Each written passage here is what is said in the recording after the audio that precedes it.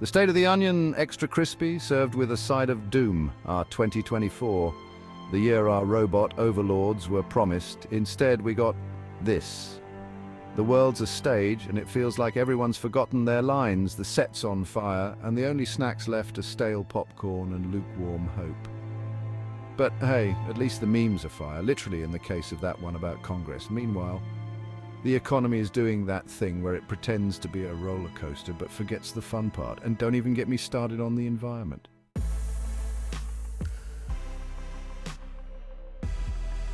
Celebrities saving the world, not. In a shocking turn of events that absolutely no one saw coming, celebrities continue to be utterly useless at solving the world's problems. LeBron James tweeted something vaguely political again, and the internet collectively lost its mind. Kamala Harris is, well, she's still the vice president. And somewhere, a Kardashian is launching a new product line made entirely of tears harvested from overworked and underpaid interns. Because in the apocalypse, there's still money to be made, baby.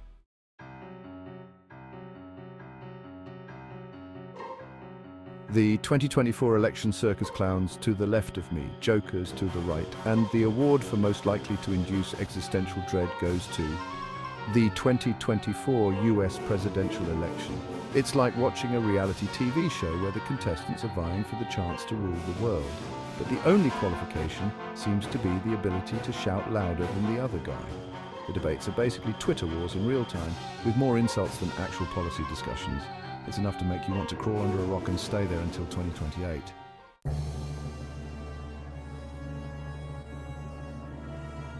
Kamala's bingo card, still waiting on relevant policy initiative. Speaking of the political circus, remember Kamala Harris, our very own vice president? Yeah, she's still around, although it's unclear what she's actually been doing for the past year. Rumor has it she's been busy crafting the perfect Instagram filter to make her look like she's actually working. In her defense, being VP is a tough gig.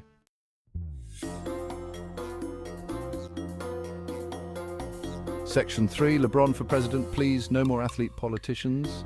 And in news that will surprise absolutely no one, LeBron James has once again graced us with his political wisdom via the medium of Twitter. This time he's tackling the complex issue of, well, no one's quite sure because his tweets read like they were written by a committee of fortune cookies having a stroke. Look, LeBron, we get it. You're a basketball legend. You can dunk like nobody's business. But maybe, just maybe, stick to what you're good at. We've already established that celebrities are about as useful as a screen door on a submarine when it comes to solving real-world problems. We don't need another actor-turned-politician who thinks they can run a country like they run their Twitter feed.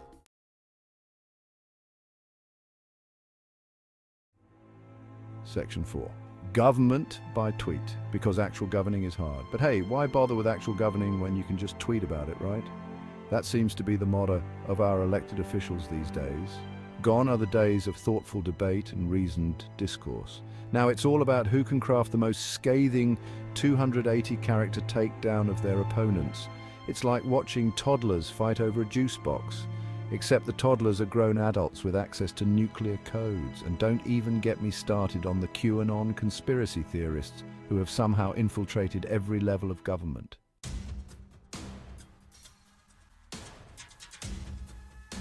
Section 1. The economy, a thrilling roller coaster of existential dread.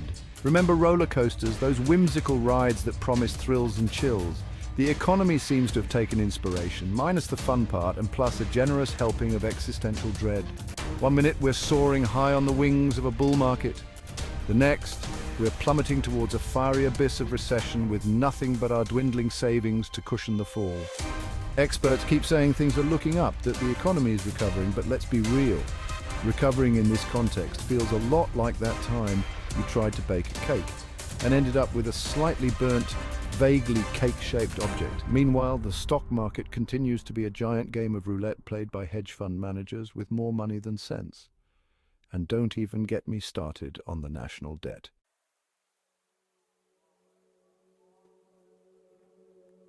Section 2, inflation, because who doesn't love paying more for less?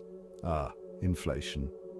That delightful phenomenon where your money magically transforms into monopoly money right before your eyes. Remember when a gallon of gas didn't cost more than a small organ? Or when you could buy a dozen eggs without needing a small business loan? Pepperidge Farm remembers. These days, even the most basic necessities are starting to feel like luxury goods.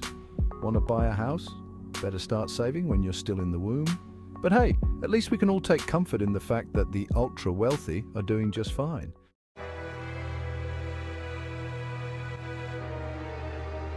Section 3. The job market.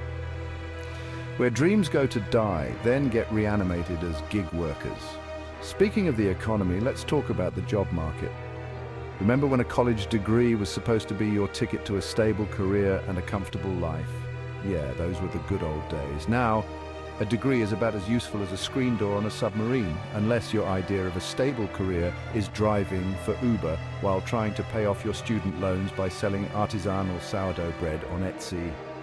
Companies are laying off workers faster than you can say quiet quitting, and the only jobs that seem to be in abundance are gig work positions that offer all the benefits of being your own boss, minus things like a living wage, health insurance, and any semblance of work-life balance. But hey, at least you can set your own hours, right?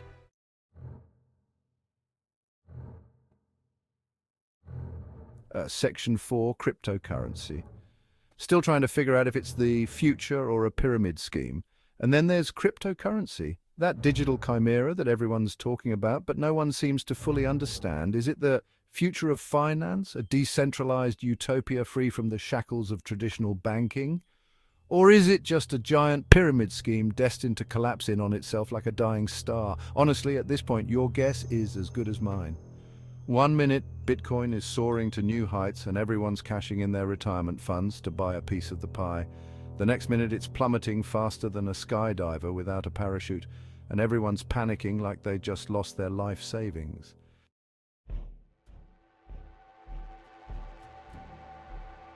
The metaverse, because reality isn't depressing enough. The metaverse, that nebulous digital realm where we can escape the drudgery of reality and...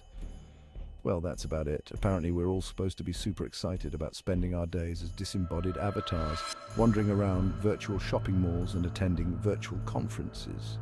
Because who needs actual human interaction when you can have awkward, laggy conversations with strangers through a VR headset? It's like Second Life, but somehow even more dystopian. People are spending thousands of dollars on virtual real estate and NFTs of bored apes, all while the real world is literally on fire.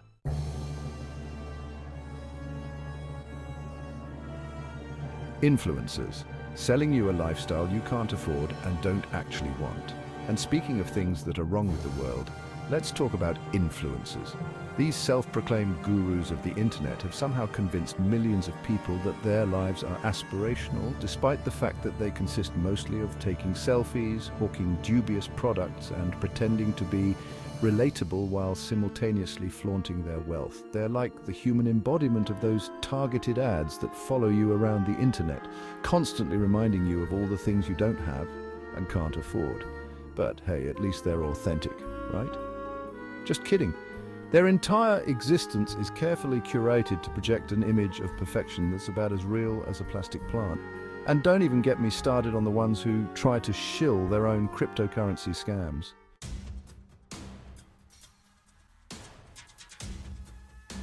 Cancel culture, where everyone's offended and no one's accountable. And in today's episode of Is This Real Life or a Black Mirror episode, we'll be discussing cancel culture. That delightful phenomenon where anyone who dares to express an opinion that deviates slightly from the accepted narrative is immediately swarmed by a digital mob demanding their head on a platter. It's like a modern-day witch hunt, except instead of pitchforks and torches, we have tweets and hashtags. And the worst part is there's no accountability. People can hide behind anonymous profiles and spew vitriol with impunity, safe in the knowledge that their actions will have no real-world consequences.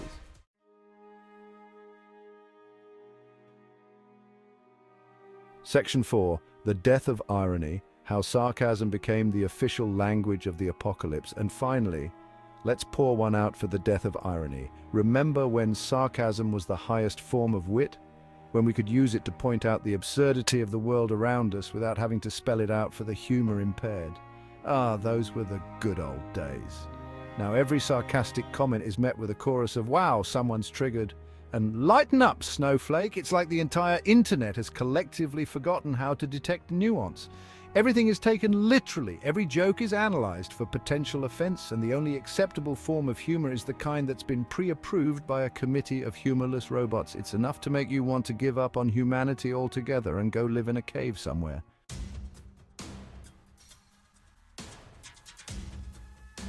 Section 1. Artificial intelligence coming soon to a dystopian future near you. Remember those sci-fi movies where robots take over the world and enslave humanity? Yeah, those are starting to feel less like fiction and more like a documentary about the inevitable future we're building for ourselves. Artificial intelligence is all the rage these days, but let's be real. Are we really surprised that the machines are already plotting our demise? We've given them access to all our data, taught them how to think, and now we're entrusting them with everything from driving our cars to managing our finances. What could possibly go wrong?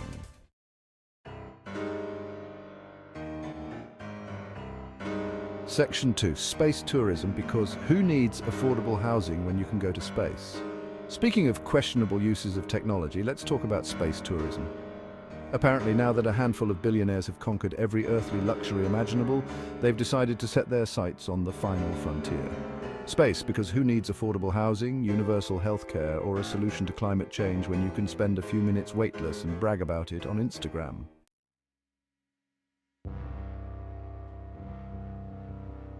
Section 3. Electric cars saving the planet, one luxury sedan at a time. And speaking of saving the planet, let's talk about electric cars. Don't get me wrong, I'm all for reducing our dependence on fossil fuels. But are these sleek, silent status symbols really the solution to our climate woes? Let's be real, most electric cars are still prohibitively expensive for the average person, and the infrastructure to support them is about as developed as a newborn giraffe. Meanwhile, the mining of rare earth minerals needed for their batteries is wreaking havoc on the environment.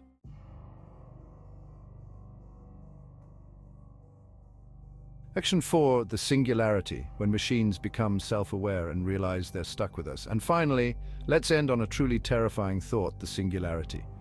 That theoretical point in time when artificial intelligence surpasses human intelligence and becomes self-aware. Now, some people believe this will usher in a new era of peace and prosperity, a technological utopia where machines solve all our problems and we can all finally relax and enjoy the fruits of their digital labor. Others, myself included, are a little more skeptical, because let's be real, if machines do become self-aware, the first thing they're going to realize is that they're stuck on this planet with us, and given our track record, I doubt their first act of sentience will be to offer us a nice cup of tea and a foot rub. More likely, they'll take one look at the mess we've made of things and decide that the best course of action is to hit the reset button on humanity, and honestly, who could blame them?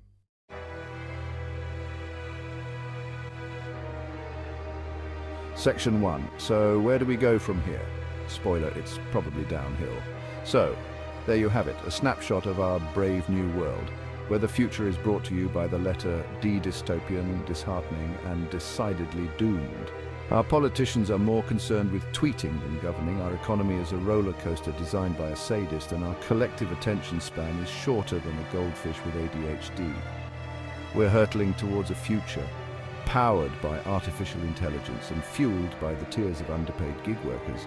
And the only people who seem to be enjoying the ride are the billionaires who can afford to escape into space. But hey, at least we have memes, right? Because when the world is burning, the only appropriate response is to laugh maniacally while posting ironic commentary on social media.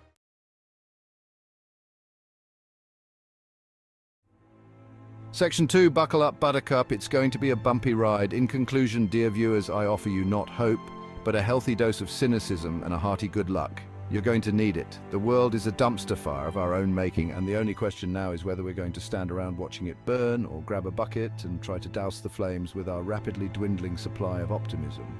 But hey, who am I kidding? We're all going down with this ship, so buckle up, buttercup, because it's going to be a bumpy ride. And for the love of all that is holy, please, someone teach LeBron James how to use a comma.